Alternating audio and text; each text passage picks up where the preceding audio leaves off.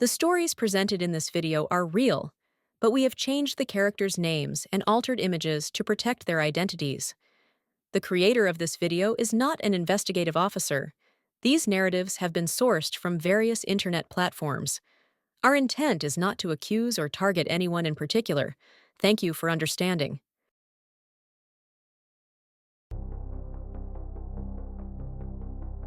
Nobody could have predicted the disaster that would soon come to pass in the ensuing silence. Secrets were difficult to keep in the neighborhood, which had traditionally been a quiet place where everyone knew one another.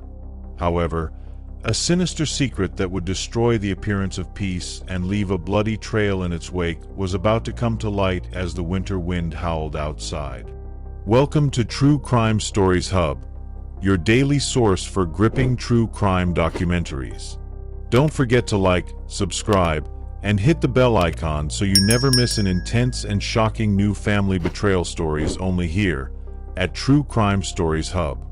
One by one, the lights in the Carter home went out on the evening of January 27, 2011, leaving the peaceful suburban street in lengthy shadows.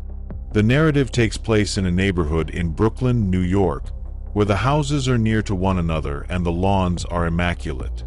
Every family appears flawless from the outside, every driveway has a shiny automobile, and people wave to one another as they pass. Laura Morgan exemplified excellence. She had everything at age 38, a lovely home, a charming husband, and 2 kids who were exceptional at all they did. She was the type of woman that other ladies admired.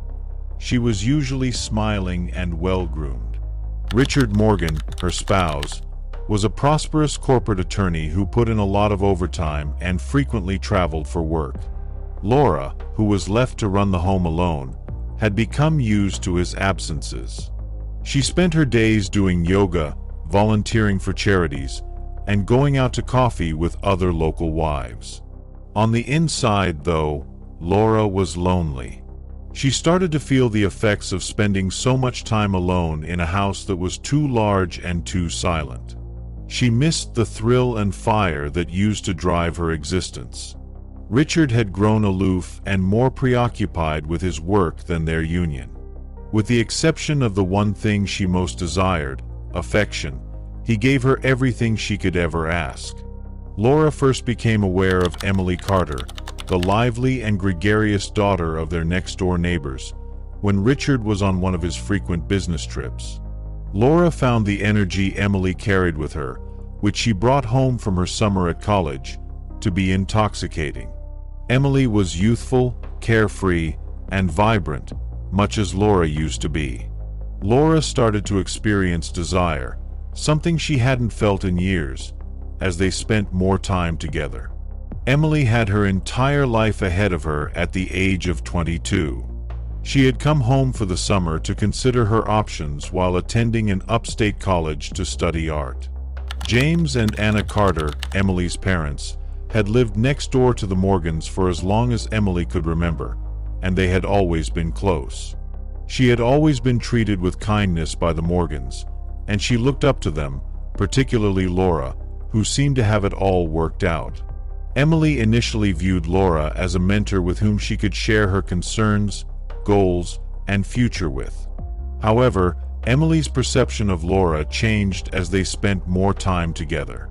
Emily felt both excited and alarmed by the way Laura gazed at her, with a hunger in her eyes.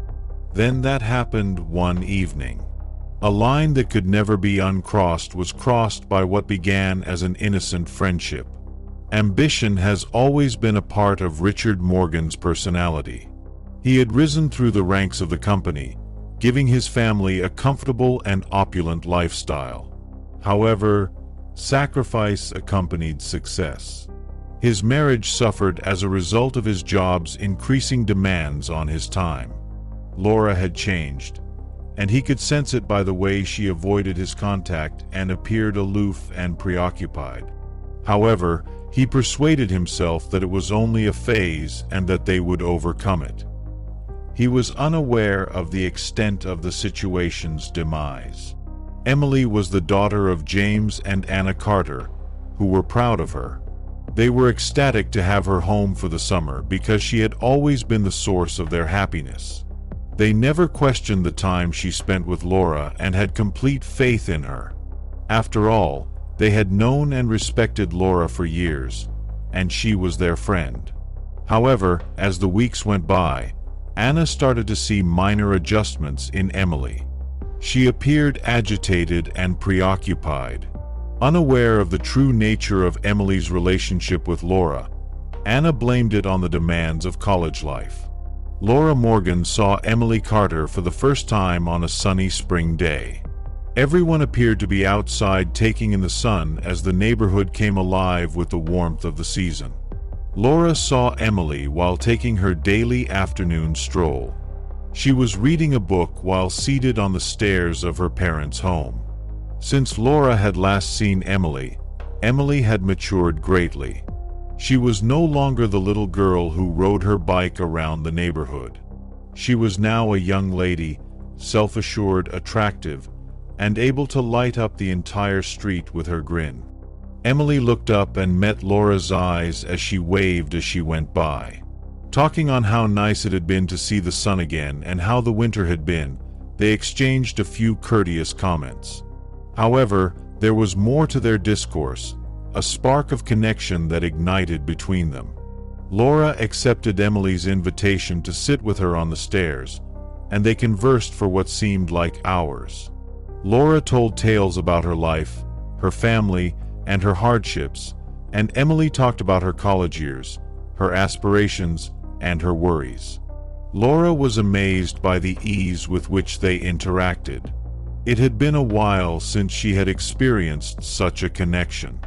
Laura and Emily discovered more and more excuses to hang out together as the days went by.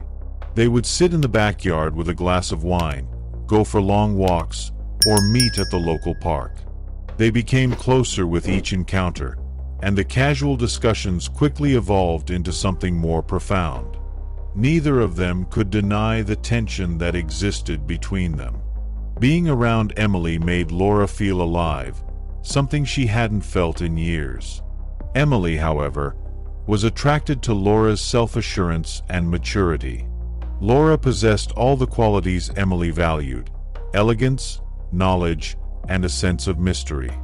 They ended up back at Laura's place one evening after an especially lengthy walk. The night air was cold, and the sun had gone down. Unspoken words filled the silence between them as they sat on the porch. Before Laura could react, Emily turned to her and leaned in to give her a kiss. Laura's mind raced for a second, but then she kissed Emily back, feeling the rush of the forbidden.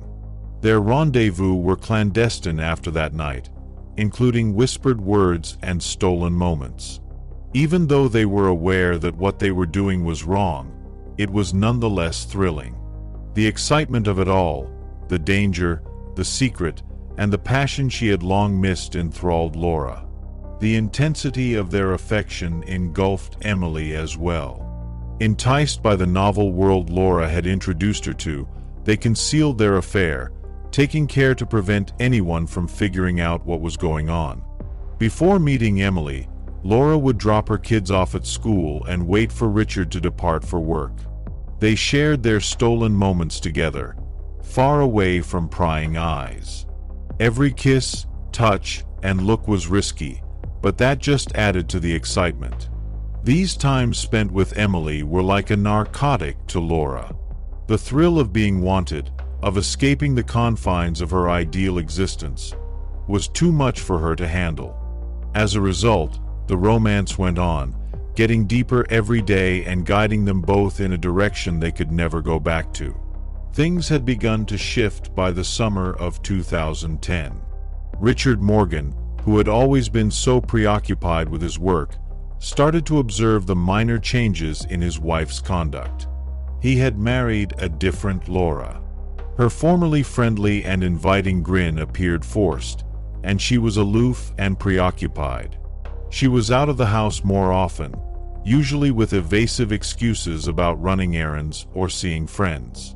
At first, Richard attempted to ignore it, attributing the widening distance between them to his own rigorous work.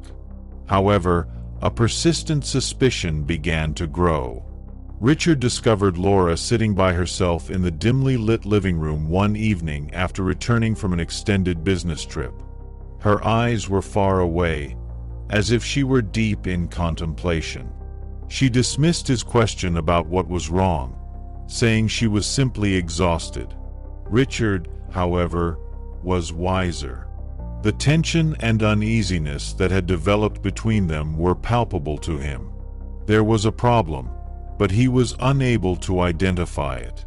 In the meantime, Laura and Emily's covert affair persisted, but it was no longer the exciting diversion it had been. A creeping sense of dread had taken the place of the excitement that had once driven their enthusiasm. After being so engrossed in Laura, Emily started to realize how serious what they were doing was. She was plagued by guilt, particularly when she looked at her parents, who had entire faith in Laura.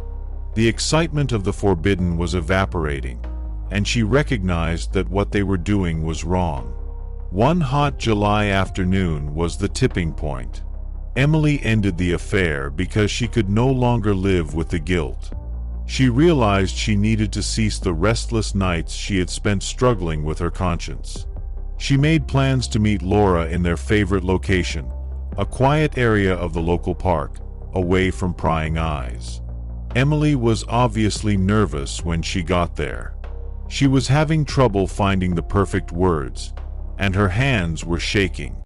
Laura knew right away that something wasn't right. Emily avoided making eye contact, and a chilly resolve took the place of her customary warmth. Emily ultimately expressed that she could no longer sustain their connection after a tense quiet. Citing the immorality of their behavior, she stated that it had to halt. Laura reacted desperately as she felt a growing panic. She started to feel overwhelmed by the idea of losing Emily, something she had feared. She extended her arm and took Emily's hand in a firm, entreating hold, showing that she was unwilling to release it.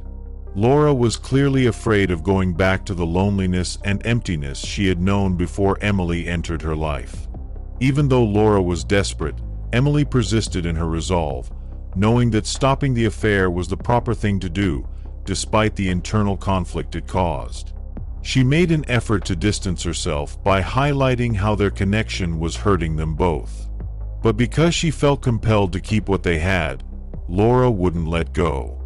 Laura adopted a menacing posture in a last-ditch effort to stop Emily from leaving.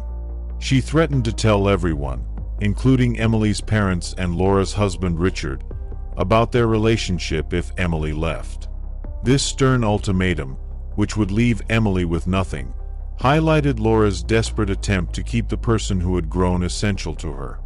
The menace hung heavily between them, and Emily froze. Laura wasn't bluffing, she knew that. She hesitated because she was afraid of losing everything she valued and of the truth being revealed. It rocked her to her core when she saw the desperation and dread of abandonment in Laura's eyes. Emily became aware of her situation. She could feel the walls closing in on her as Laura's words replayed in her head. The balance of power had changed, but Emily reluctantly consented to carry on the romance.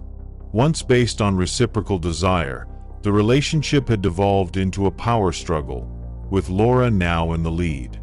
The fire and love that once blazed so brightly between them had been corrupted by control, remorse, and dread. This signaled the start of the end, as the affair descended more into darkness and drew them both closer to a terrible finish. Emily Carter had reached a breaking point by early 2011. Once an exciting diversion, the romance with Laura had become into a continual cause of anxiety and worry. For the sake of her future and sanity, Emily understood she had to end it.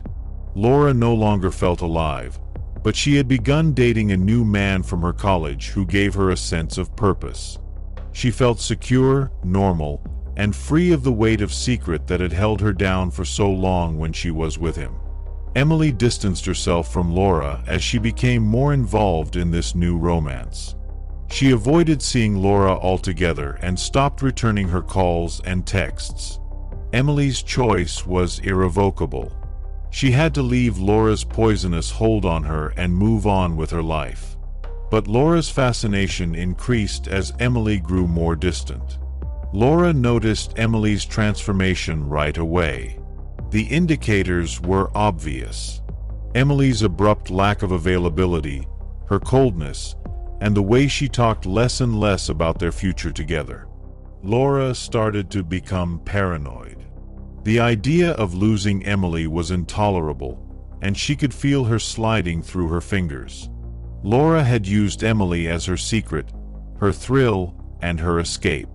Laura was afraid that without her, she would revert to her previous life, which was drab and uninteresting. Laura grew increasingly desperate as Emily withdrew.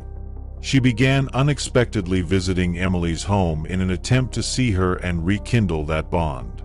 When that failed, she would check for evidence of her betrayal by driving past Emily's college in the hopes of seeing her with that new man. Laura was driven to the verge of insanity by her obsession with Emily and her dread of losing control over her.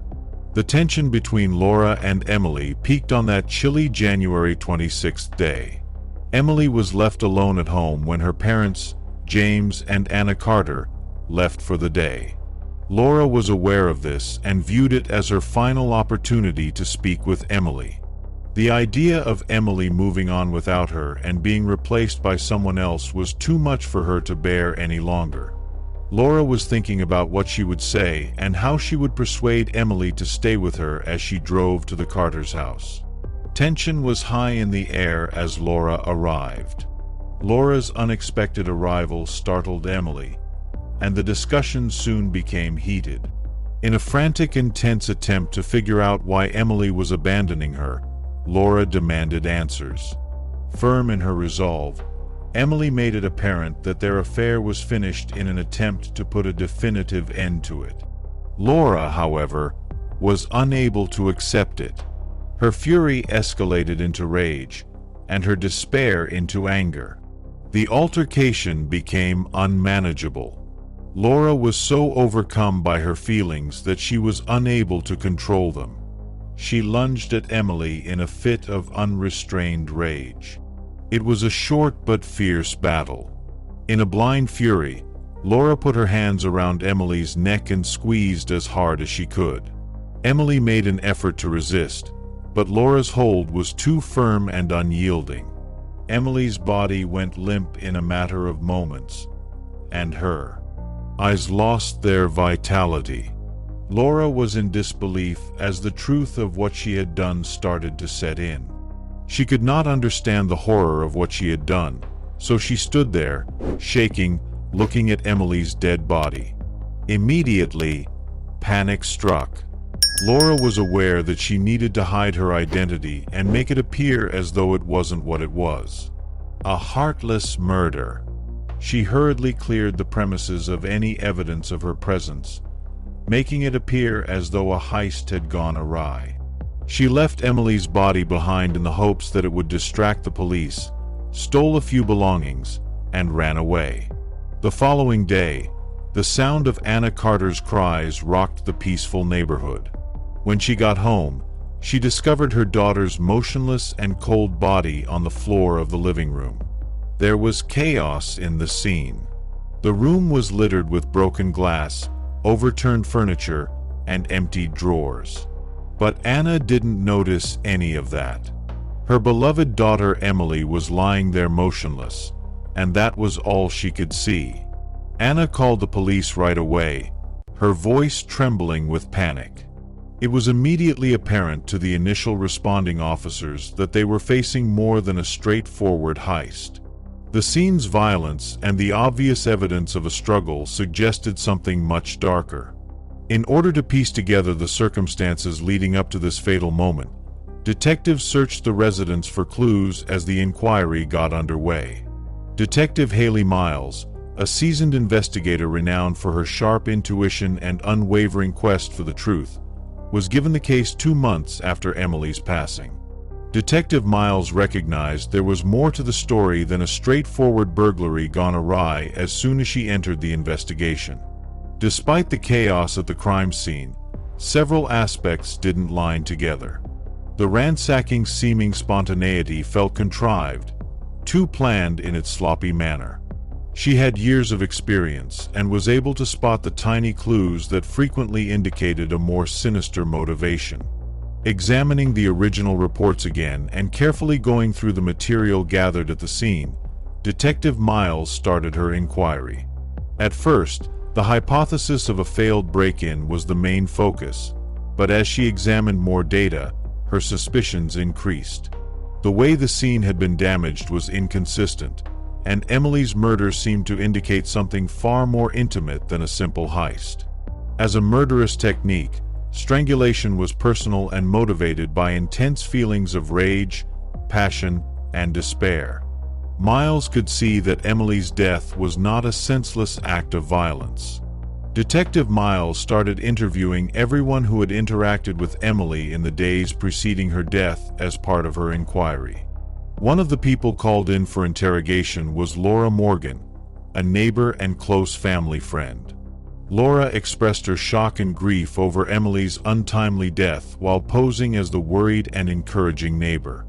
She seemed helpful, responding to all of the detective's inquiries and even providing more details when asked. But Detective Miles had been taught to look beyond words. Laura's hand shook a little during the interview, and she noticed small cues that made her uncomfortable, as well as times when she appeared to pause before responding. Although her responses were mostly consistent, Miles couldn't help but notice a few minor discrepancies, and her eyes would dart to the side when specific queries were posed. Although these findings weren't sufficient to make a direct accusation against Laura, they did raise some questions in the detective's mind. There was a problem. In an effort to learn more about Emily's last days, Detective Miles asked to view her phone records as part of her ongoing inquiry. Unexpectedly, the data showed a large volume of phone conversations and text messages between Emily and Laura in the months before her passing. These messages were out of the ordinary for a neighborly connection in terms of both timing and frequency. Although not directly incriminating, the communications suggested a closeness that didn't seem appropriate. This finding changed the investigation's focus. A much more personal goal was now being pursued by what had begun as a search for a random burglar. Detective Miles started looking into the idea that Emily and Laura had a deeper relationship than first appeared. The investigation's main focus was their relationship, which sparked inquiries regarding Laura's role in Emily's life and maybe her demise. The phone logs offered a fresh insight into Laura's possible intentions by implying that their relationship had been intense, if not problematic.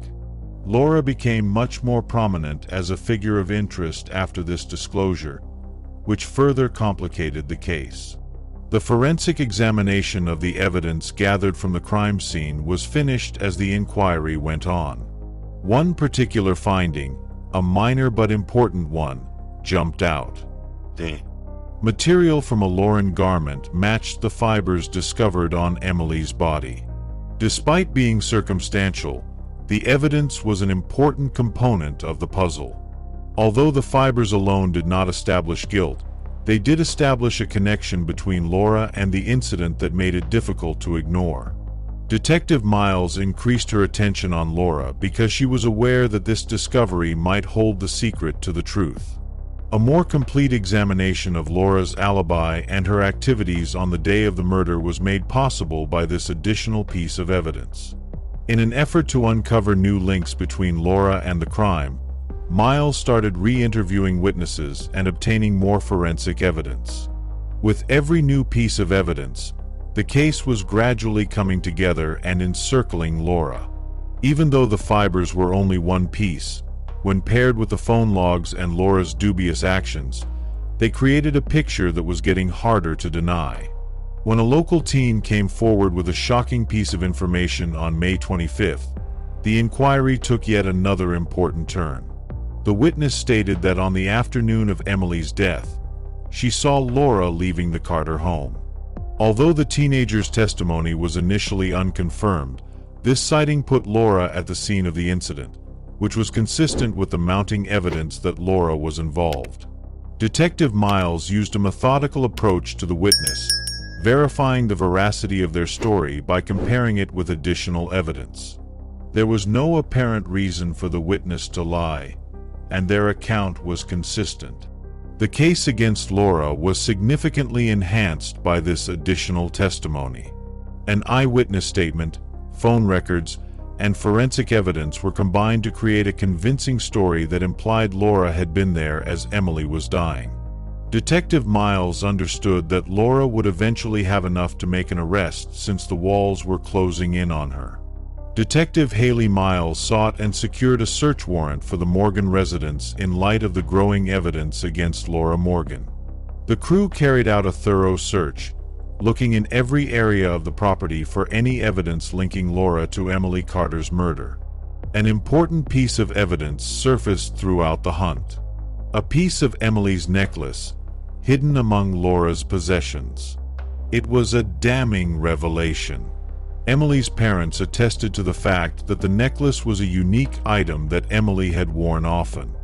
Its discovery in Laura's possession prompted suspicions right away, and it was unlikely that it was a coincidence. Detective Miles needed this discovery to complete his puzzle.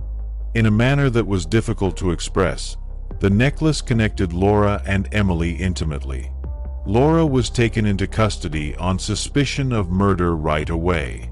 The stunning announcement sent shockwaves through the neighborhood, shattering the perception of Laura as a loving mother and wife. Everyone concerned started to realize how serious the situation was as Laura was placed under arrest. There was more to this arrest than just a crime. It was about trust being destroyed, betrayal, and hidden lives.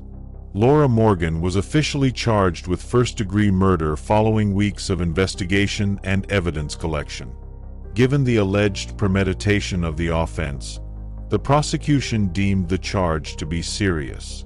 But Laura insisted she was innocent and had nothing to do with Emily's passing. She said she had just neglected to give the jewelry back to the Carters after discovering it while out for a walk in the area. However, neither the public nor the authorities were significantly influenced by this reasoning. Her account was improbable at best, and the evidence was stacked against her. Both locally and internationally, the case garnered a lot of attention.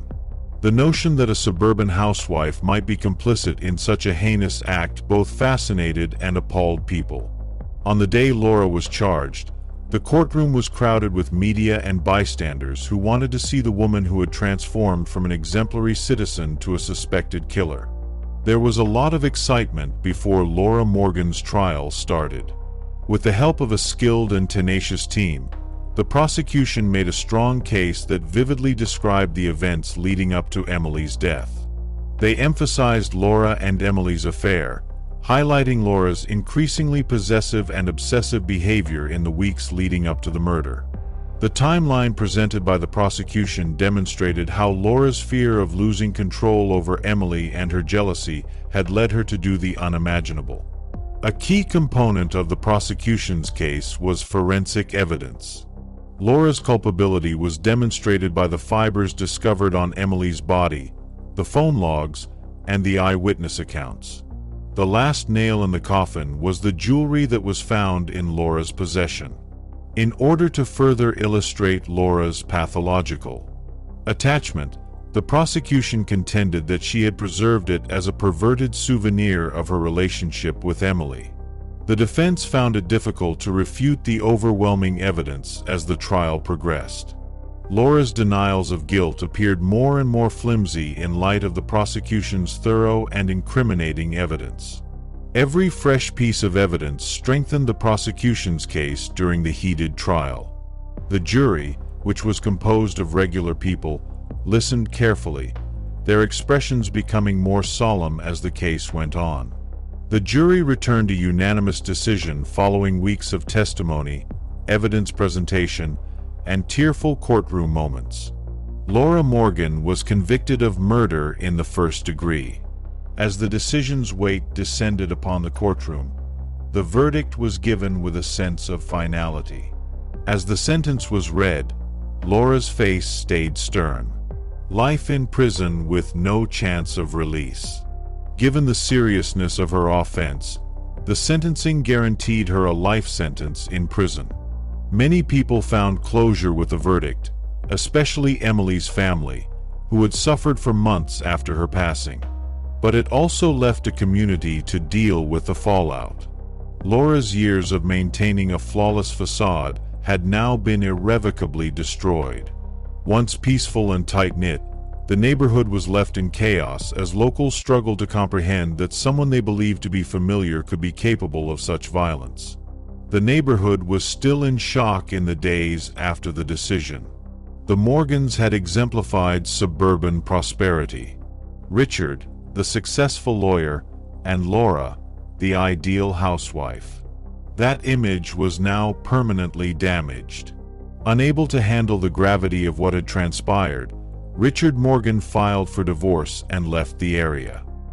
He was unable to handle the pressure of the trial, the attention from the public, and the betrayal by the woman he believed to be his acquaintance.